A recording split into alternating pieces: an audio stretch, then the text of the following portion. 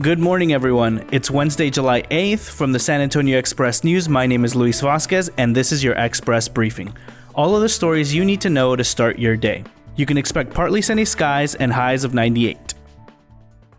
Texas reported its deadliest day from the coronavirus on Tuesday, with 75 deaths and a record-shattering 10,400 new infections statewide, according to data analysis and reporting by Hearst newspapers. The state also set a new record for hospitalized COVID-19 patients with 9,286. The state now has more than twice as many people hospitalized from the virus as 2 weeks ago, and some hospitals are quickly running out of space for new patients. Against that backdrop, organizers announced that the State Fair of Texas will not take place for the first time since World War II. The fair is scheduled to return in all of its Texified glory in 2021 from September 24th to October 17th. And now we'll move on to the top stories for the day. Be sure to check out the episode description for links to all of these stories.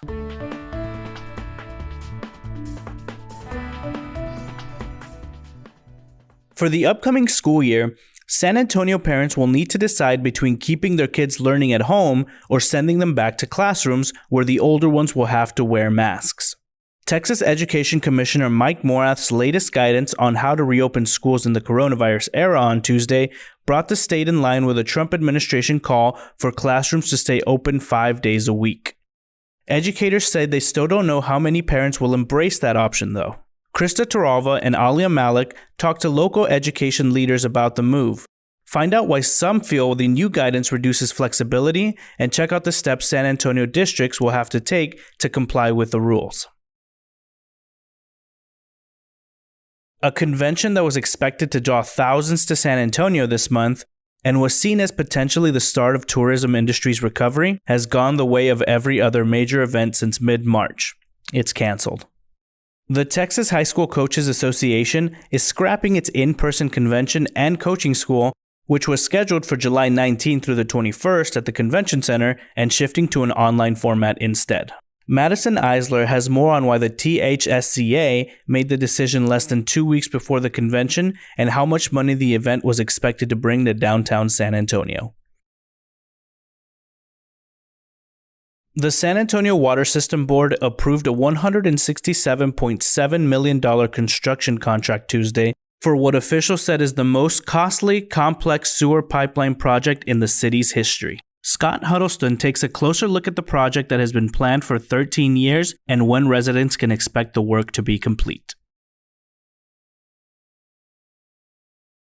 It shouldn't have surprised anyone that the VIA Board, whose membership Mayor Ron Nirenberg and Judge Nelson Wolff played a big role in construction, voted unanimously last Thursday to move forward with the November referendum on the 1/8 cent sales tax. But it was a stunning move, largely because Nirenberg and Wolff, in the face of a COVID-19 pandemic that has crippled our economy and left the city with a massive budgetary shortfall, have stepped away from the November referendum idea. That leaves us with a strange schism between the Public Transit Agency and a mayor who share the same goals, but have parted ways on the best way and the best time to get there. Columnist Gilbert Garcia explains where this division came from and what happens next.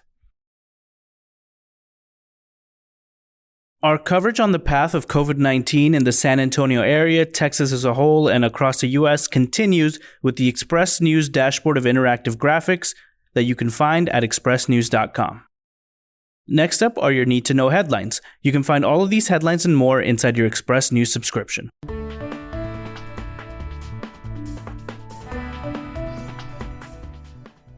Only 11% of staff beds remain available at San Antonio hospitals, where 1,235 coronavirus patients have been admitted as inpatients. On Tuesday, 778 new cases of the virus and 5 more deaths were reported just in San Antonio and Bexar County. The United States military is sending nurses and respiratory specialists to San Antonio as COVID-19 hospitalizations surge in the city. Despite a massive drop in the number of crashes and a slight decline in fatalities, COVID came with an uptick in speed-related roadway deaths for Texas, as a Hearst newspaper analysis shows. The Washington Post reported on Tuesday that sheriffs in at least 8 Texas counties are refusing to fine or cite people who won't cover their faces when out in public, despite Governor Greg Abbott's new order asking law officials to do so.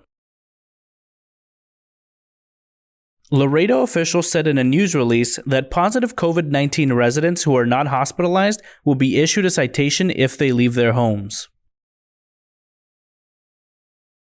With strong transparency tools and conservative revenue projections, the fiscal situation is okay for now, as columnist Michael Taylor says, but next year's legislature will have a tough time. San Antonio-based Abraxas Petroleum Corporation, which operates 571 oil wells around the U.S. as of the end of last year, posted a $41.4 million profit in the first quarter of this year on $15.7 million in revenue.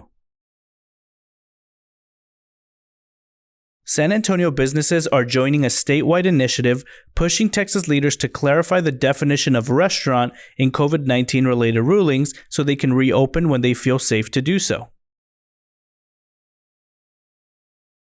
The Express News editorial board writes, quote, Edgewood Independent School District trustees Dina Serrano needs to give up her seat in the best interest of the community she serves and the school children in the district, end quote.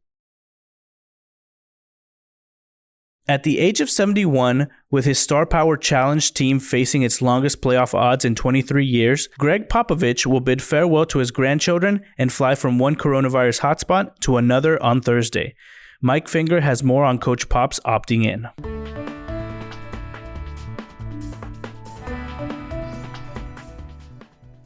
Essays Common Critters is a brand new series in which we'll explore what makes everyday animals extra special beyond just how much they scurry up our trees or dot across our yards. And who better to lead this new series than the cardinal, the familiar red bird that's often associated with hope and passion.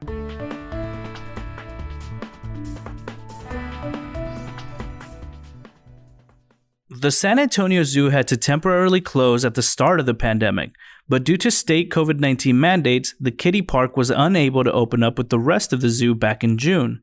Officials will continue to implement safety procedures as the kiddie park comes back online. San Antonio area writer Amy Bears' latest book for young readers is the Groundhog Day-esque Paris on Repeat. Deborah Martin has more on that story.